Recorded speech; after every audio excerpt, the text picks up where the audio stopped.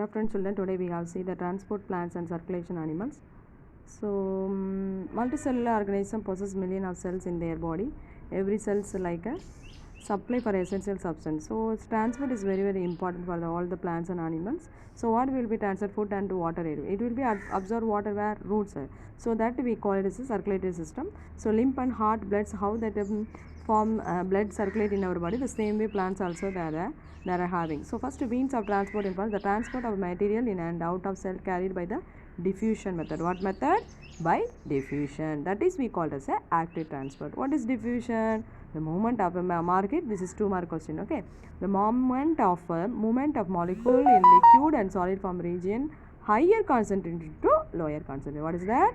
Higher concentration to lower concentration. Without it, the energy is called diffusion. This is we called as passive process. Diffusion is a passive process. So the active and passive, there are two processes. The diffusion method is coming under the category of the passive process. So see, this is the structure. This is the before diffusion, after diffusion. The circulate is a scattered. The higher to lower will be moved.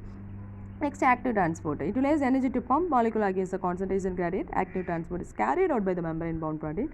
These protein use energy to carry substance across the cell membrane. Hence, they often refer to as a pumps. The pumps can transfer substance from a lower concentration to a higher concentration. Okay.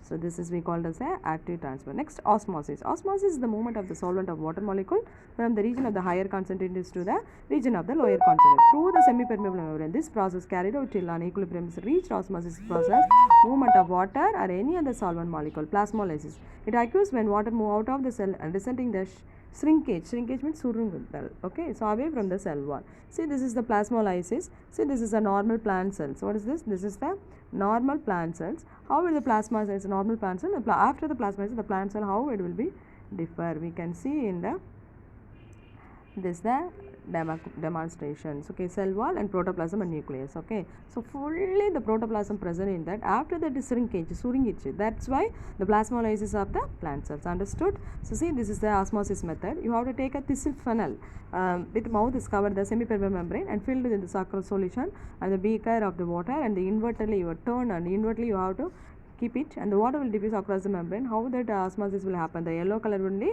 we call it as a osmosis. We kept in a paper funnel.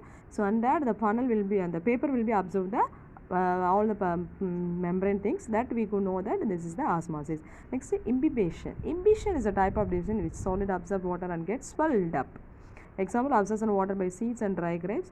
So it is were not for imbibition, seedlings would not have been able to emerge out of the soil. So imbibition is very method, and then only we can give the plant seed data. After that it will be get the nice. Okay, so next we go for the next.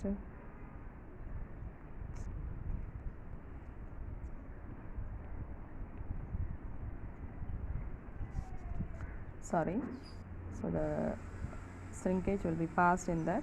So next we go for next chapter is root hair water absorbing area. There are millions of root hairs. So small structure there. See, that is only we call as a root hairs. Okay, so there are millions of root hairs on the tip of the root which absorb water and mineral by diffusion. Root hairs are thin walls, slender shaped, and extension of epidermal cell that increases surface area of the absorption. So how the absorbs of the root? Where is the way? What is the way of the pathway of the water? That only once the water enter the root hair, the concentration of water molecule in the root hair cell become more than that cortex. Thus, water from the root hair moved to the cortical cell, osmosis, and they reach the xylem. From there, water is transferred to the stems and leaves. Okay. So next, there are types of movement of the root cell. There are two movements are having. One is the apoplast, symphoplast. What is apoplast? This is also important question. Mark down 5 mark. Apoplast movement, water occurs actually through the intercellular spaces. The apoplast movement does not involve the crossing the cell membrane. Symphoplast means the water travels through the cell.